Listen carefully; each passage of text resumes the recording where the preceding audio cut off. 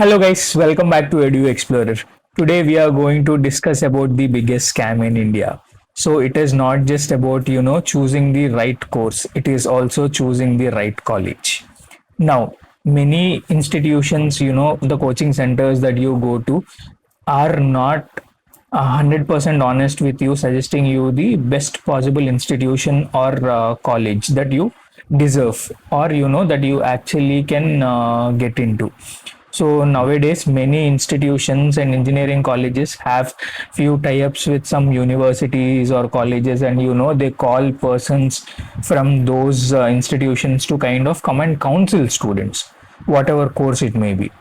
Now, understand, if you are kind of spending 10 to 25 lakhs on your career on a particular college, so you have to completely, decide on what actually you want out of that particular institution, college, or university. Now, imagine 4 years of life, 4 years of your life, 5 years of your life, or 3 years of your life, whatever domain, whatever course, whatever specialization that you choose. Now, understand, so if you have already spent completed your degree and now you realize your degree has no value, every year thousands of students make this mistake, not because they are lazy, or not because nobody teaches them how to choose the right college. Today I'm going to show you the exact checklist I wish every student had before paying a single rupee in college fee. So now, the big myth is good college is equal to college with good infrastructure.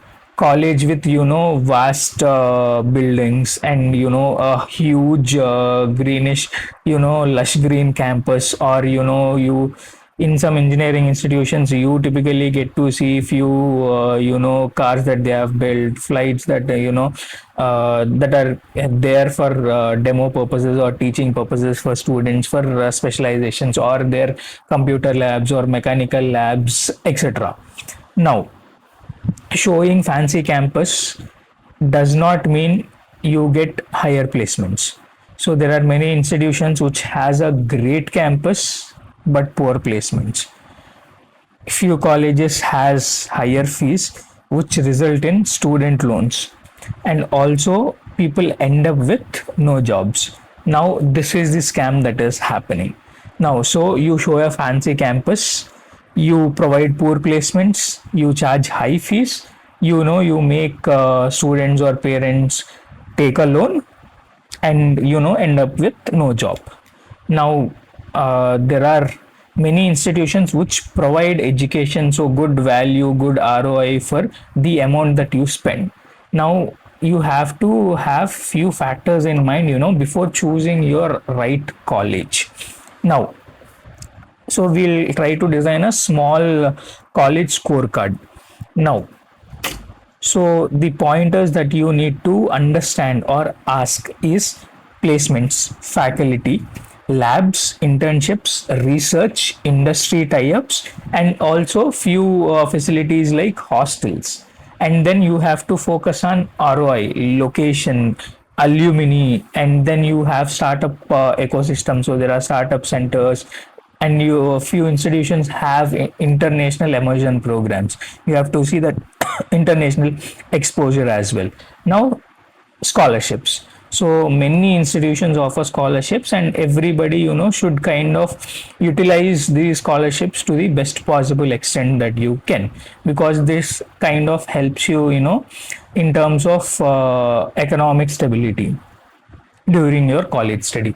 Now, after you understand about all these factors, you compare different institutions of your interest or universities of your choice, then you kind of pick out and understand what kind of placements that the institution is getting, what is the higher package, what is the average package, what is the bare minimum basic package that get, what is the placement percentage, and also understand where the college is located at, and if I'm paying 5 lakh to 10 lakh for one particular degree, how much is the starting salary that I'm getting, whether it is worth it or not, how many years that I would take to get back my money that I've spent on my degree.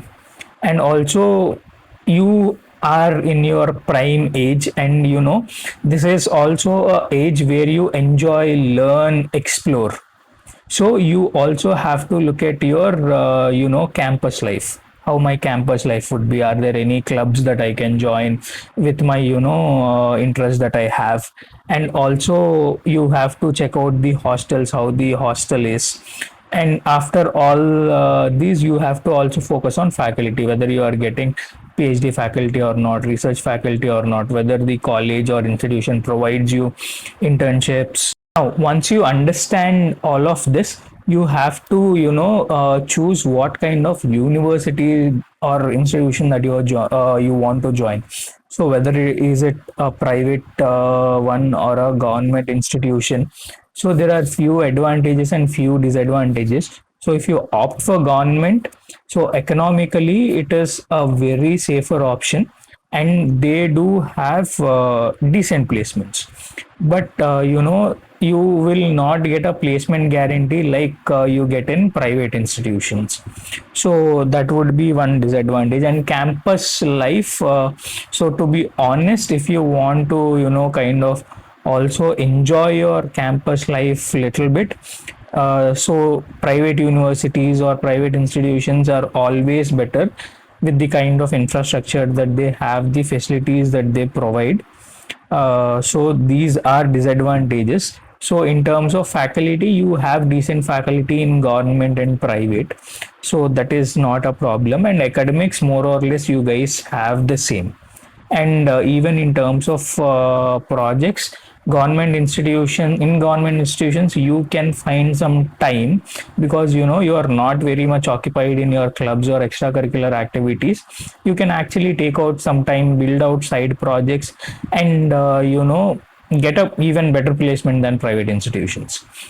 If you select private university or private institution, so what it gets you, or what actually it you can buy in private institutions, is the better lifestyle, the better amenities, and also slightly better faculty you can expect, because private institutions or universities pay much higher salaries. And then you also can get incubation centers, you can get much better lab equipment, and also you get some kind of entry leverage into institutions, in terms of at least having a shot at going for placements for one particular company, which might not go to government institutions. Or you have that liberty because of the alumni performance that the company had earlier. If it is good, the companies always prefer to take more students from private institutions or universities. Definitely, if you can prove your worth, they'll take you from government institution as well. But the entry point would be slightly easier, because companies are coming to campus and you have an opportunity to sit in multiple companies. And now, so these are few advantages and disadvantages. So you have to choose wisely. But see, if you are comfortable with spending money, and okay with getting a decent enough job, so whenever you are joining a particular institution, definitely always I aim for higher paying jobs. But you also have to somewhere be compromising with yourself, that if I join in this particular institution, I am expecting the basic salary that they offer. So if it is, let's say, 3 to 5 lakhs, you have to be happy that if I'm not getting a 10-15 lakh placement, I'm okay taking that 3-5 lakh placement, so that you do not have that conflict once you have completed your program. And now, so you have autonomous versus affiliated. Now, autonomous institutions has some liberty of conducting examinations in their institution, and maybe adding few changes in curriculum, not much. But affiliated always runs with university norms and university based curriculums strictly. Now, you have in terms of flexibility, So autonomous definitely provides you some flexibility, and recruiters also kind of showcase some interest towards autonomous institutions or private institutions, thinking they might have a better quality because of the kind of training that people provide. In private universities you also have an advantage of learning from industry mentors. You can have a placement, proper placement committee where trainings are ongoing from first year to last year. Now, in terms of institutions, so what institutions to aim for or choose? So you have IITs, NITs in engineering, you have IIMs and big B schools in management, and so for BPC, or if you are aiming for doctor, we have anyways less institutions. So I guess any institution that you get a seat into, do not miss it. Now, so if you're not into medicine or allied sciences, now you have IITs, NITs, triple ITs for engineering. You have central universities in it. You have state universities, private, deemed.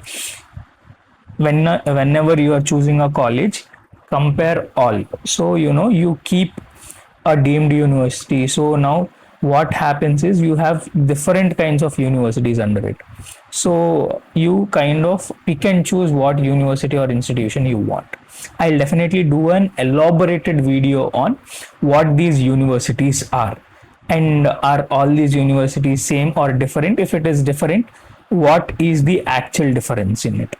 So I'll definitely do an elaborated video. But so it typically, central universities are having national exposure. State universities are like Usmania University that we have here in Hyderabad and Telangana, and we have Andhra University in AP. So in we have also Sri Venkateswara University in AP. So these typically come under state controlled universities. Then you have private universities like Geetham. Now you have deemed universities like ICFI. So I'll definitely explain all this, but more or less, private universities, deemed universities come under private, state and central universities come under government control. So you kind of choose what. If you are looking at government, compare both state and central universities. If you are choosing private, compare deemed and private universities. Now you have to also understand the placement scams. So highest package, like I've said, will not be for all, and it is not equal to average package. Ask what is your average package, what is the least salary that students got this year for the particular domain, or for that particular sector that you're looking at, and number of students placed, number of students opted. In those opted students, how many students became eligible? So if there are 100 students for CSE cybersecurity, and a company came for hiring and asked them how many students have actually applied, how many students have actually been placed, so that you get a rough idea on how the actual placements are, and what would be your competition in your particular domain. Now, after all this, see if institution is pushing students in mass recruiting. So we have a few companies like Infosys, Cognizant, HCL, etc., which kind of takes people every year. So even TCS, so they take students in bulk from all government, private, everywhere, because they have such high demands, and they have they usually try to offer basic packages like 3.5. Then maybe for students that crack few more steps in the interview or perform better in coding, etc., they might give 7 lakhs, 12 lakhs, etc. Now, after all this, ask for the hidden fees as well, because every institution has transport fee, hostel fee, examination fee, library fee, and few institutions have uniform fee. Then you have training fees, you have industry visits fees. Some institutions even try and charge for projects, certifications, etc. Now you have to be well aware of all these things. Now after this, so we are almost reaching into fag end of the video. Now you have to also understand what you need from a college. If it is placement, choose the institution that has higher placement rates, better packages, and number of companies coming in. You have to also see whether the number of companies are increasing year on year, and whether the student intake is also increasing year on year. The student intake and the placements numbers, if they are kind of above 95%, then you can blindly close your eyes and join there, because your priority is placement. You just need a placement somewhere or the other.